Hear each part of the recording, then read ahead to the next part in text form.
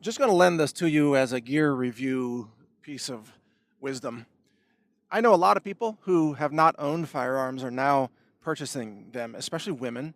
And, good for you because you talk about women's rights. Nothing gives you women's rights like a Glock in your hand. You know what I mean? It's the great equalizer. Or even grandma's rights. You can be an elderly woman. Not that all grandmas are elderly, but what I mean is you could be any age. You could be a frail old woman, and if you can hold a handgun, you've got equal rights in terms of protecting yourself from violent people and so on. It is the great equalizer. So the ownership of firearms among women is going up substantially. There are more women who are carrying firearms. There are more women getting training. There are even holsters now that are specifically for women and gear carry belts and all kinds of things. There's like gun holster bras and gun holster purses, all kinds of things for women. Or I guess cross-dressing men, but we're not going to get into transgenderism today in the firearms discussion here. I guess whatever floats your boat, but hey, have a means of self-defense. Now, my comment here today is I just had this image of John Cleese as a cross dresser from that comedy movie he was in a few years back. That was funny.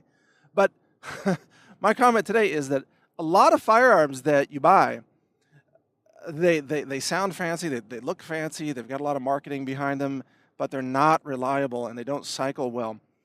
And in the next few minutes, I'm just going to share with you my experience on firearms and why, if you don't have loads of time and money to experiment with guns, you should buy the tried and true proven firearms and don't go for anything super fancy. And when I say tried and true, I mean a Glock 19 as your pistol or an M&P Shield, something proven, something very, very common, something where there are millions of those guns in use. And or like a SIG pistol. SIGs are very well engineered. Again, the M&Ps are very well engineered. The Glocks are legendary. I carry a Glock 19 or a Glock 17, depending on what the situation is. You can't go wrong with a Glock 19. So just go with it. Don't try to do something fancy. Don't try to save a few bucks. Oh, I found this $300 gun that says it's just as good as a Glock. Well, it isn't. What good is saving money on a pistol if the thing jams up when you need it, or it jumps around and you can't even control it when you're trying to shoot it, or maybe you don't have the right grip or something. But just get a Glock to start with if you don't have a pistol and you're wondering what to use. Some people like revolvers too, and those are fine. There are some very, very good revolvers, and I suppose there are lots of reasons to have revolvers. A lot of cops used to carry them. They don't so much anymore. Most cops carry Glocks. Why? Well, they're fast to reload. They're reliable. They work. And I don't know if you've ever been in a gunfight and you're trying to reload a pistol, but that sucks. You're getting shot at. You're trying to reload cylinder chambers. I mean, give me a break. That's not the way. I can reload a Glock in 1 second, and it takes you 20 seconds to reload your revolver. So which one would you rather have? I'd rather reload in 1 second. And also the Glock carries, 15 rounds of ammo. I mean, I guess depending on the model and so on, but the Glock 19, I believe, carries 15 rounds. That's a lot of ammo. And by the way, the SIG P365, which is also a recommended concealed carry pistol, it's a new one, but because it's from a company called Sig Sauer, they've got lots of experience, and this gun is really a masterpiece for a super compact, super concealable pistol. And that thing carries, I think, 10 plus 1. That thing carries 11, and it's tiny. So just go with tried and true. Now, on the rifle realm, there are rifles. I've tested lots and lots of rifles. I've shot lots of them. I've purchased a lot of rifles.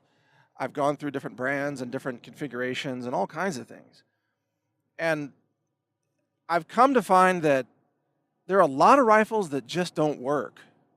They just don't cycle reliably. And that sucks. I mean, you want it to go bang when you pull the trigger. Otherwise, you've got a problem. And trying to troubleshoot rifles in the middle of a crisis is not a good scenario. And so I've come to find that there are a few rifles that I totally trust, and then there are a lot of rifles that I don't trust. And it's interesting. Sometimes the same company has good rifles and bad rifles in different calibers. For example, Patriot Ordnance Firearms, or maybe they're called Factory now. I think they changed their name. POF. And their website is pof-usa.com. I think they're located in Phoenix. It's a great rifle company. And I've been shooting their direct impingement 5.56 AR style rifle for years, and I've never had a problem with it. And it's been great. I mean, it gets dirty because it's a direct impingement, and you got to clean it out after 1,000 rounds or so. The bolt will get all, carbon gunk all on the bolt. You got to scrape the bolt off, obviously, but it works. And then I bought this 308 from Patriot Ordnance Firearms, and the 308 absolutely would not cycle normal standard 308 rounds. And I had to engineer a solution to that thing using a Dremel tool. I had to take the whole thing apart, take the barrel nut off, the castle nut, all that stuff, take the barrel off, and then Dremel the ramps that go into the firing chamber.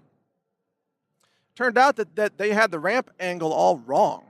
I don't know why. It's like, this is a $2,000 plus rifle. It should fire without me having to take a Dremel to it.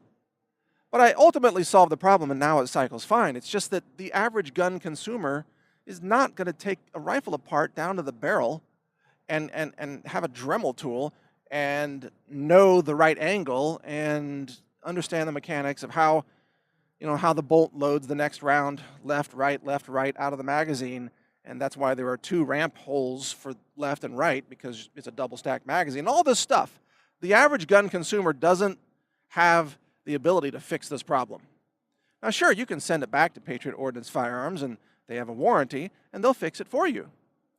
But did you know you have to fill out all this paperwork to send a rifle through UPS? It has to be federally tracked, and you got to have the serial number and your name and address and all that crap. And being who I am, I have a lot of privacy concerns about that. I don't trust that they're going to protect my information, you see.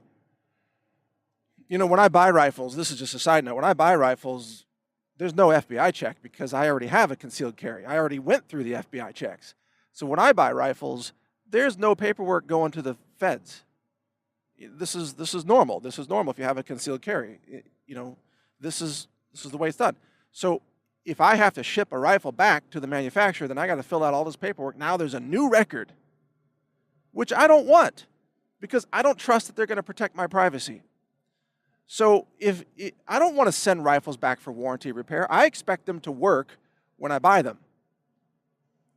And so that said, the Sig Sauer MCX rifles have always worked every time when I bought them. They've always worked.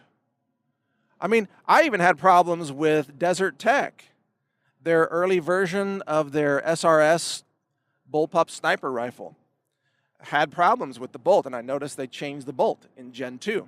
Totally changed it around. I had problems with the extractor. Wouldn't extract. 7.62 rounds.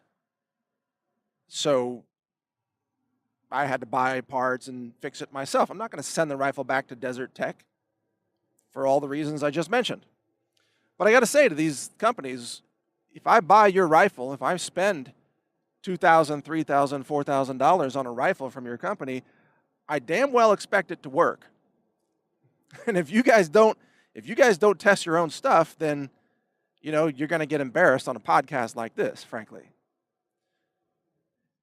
And you should, because there's a lot of stuff I buy that doesn't work. So, for example, take the X95, which is the Tavor, basically, from IWI.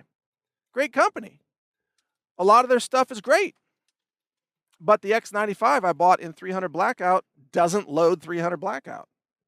It'll jam up about every 10th round. So what's the solution? Oh, take it apart. Take the barrel out. Take a Dremel tool. Grind out the ramps. Now it works. Same solution as the POF. But the average user doesn't want to disassemble an X95 Tavor, which is an all funked up, weird configuration anyway. Like nothing is normal in that rifle. It's like a rifle from Mars. So, well, I guess it's from Israel, but it's like Martians built it or something because it's all jacked up. I mean, look, it's a great rifle for urban combat. Don't get me wrong. I mean, it's a bullpup design. It's accurate. The construction quality is good. It's just the engineering is so unusual to people who normally shoot AR style rifles, and then they get this Tavor X95, and they're like, "What? What is that? How? What?" Everything's all weird with it, and it didn't cycle 300 blackout ammo, so I had to fix it myself. Now the funny thing is, I've never had any problems with AK style actions. So if you buy a Galil rifle, or you buy an AK-47, or you buy an AK pistol or whatever, the AK action is just so brilliantly designed. I I gotta say, Kalashnikov, the guy was a mechanical genius, and his design for the bolt and the gas tube, the gas piston, um, just the simplicity of it, the reliability of it, it's just vastly superior to the AR-15 Stoner design from, what was that, the 1960s. Look, I'm an American. I love America. I love American innovation. Obviously, I'm a Texan, but from a mechanical perspective, there is no question that the AK action is vastly superior to the AR action. No question. And I can win that debate with anybody any day, any time. But I still prefer AR-15 rifles over AK rifles. Why is that? Well, accuracy, for one thing. The precision of the AR is better. But the reliability of the AK action is much better. Anyway, if you're out buying a rifle, you're probably going to be buying an AR-style rifle and not an AK rifle. Anyway, the point of my podcast here today is just keep it plain vanilla. Don't go super fancy on this stuff. Go for reliability. Go for proven brands, popular brands. If you want a super, super reliable AR style rifle, I recommend the SIG MCX. It has a folding stock too, which is amazing. And you can shoot it folded. I've actually done a whole training session on just shooting the thing folded. I torched an entire backpack for that. So we were testing what happens if you shoot it when it's still in the backpack that you're carrying it in. I don't recommend that you do that, but myself and my buddies, we tried a lot of interesting situations. I'll just put it that way. Like, what if you don't have time to take it out of the bag? You just flip the safety and you shoot through your backpack is what you do. Obviously not while you're wearing it. But in any case, just go with the proven stuff. Get a Glock pistol, get a SIG MCX rifle. That's my recommendation. There are a million opinions out there. I don't honor or trust anybody's opinion unless they are a shooter. I don't like these people who are these couch potato gun experts. They don't go out and shoot. They don't go out and train. They're not out in the dirt, in the fields, working with steel targets. They're not doing any of that stuff. They're not running scenarios using cars and buses and barrels and all kinds of stuff. I do all that stuff, so I use all these rifles all the time, and so I have a lot of experience on different optics and different rifles and platforms. So if you're going to take anybody's opinion, take it from somebody who's running these guns, not people who are sitting at their desk taking pot shots, saying, "Oh, I disagree about your 0.75 minute of angle." Like, yeah, really? Why don't you just pick up a rifle and go show me that you know how to use it, and then you can comment? Because there's very few people actually do that. But I'm one of those who does use them, and that's why I'm passing this information along to you to try to help you make good decisions. Because I want you to be safe, obviously. I want you to have good self-defense, whether you're a man or a woman, whether you're an American or somewhere else. I mean, just keep it legal, obviously. I always advocate staying legal, but stay safe. And this information here will help you do that. Now, read my website, gear.news, for more survival gear and gear recommendations. We also run guns.news, which covers Second Amendment issues, self-defense, shootings,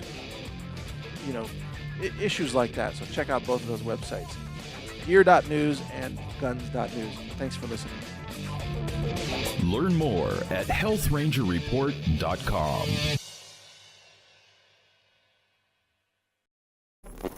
Thank you for watching. If you want to support our mission, visit us at healthrangerstore.com for the world's largest selection of lab-verified superfood and nutritional products for healthy living. It's at healthrangerstore.com.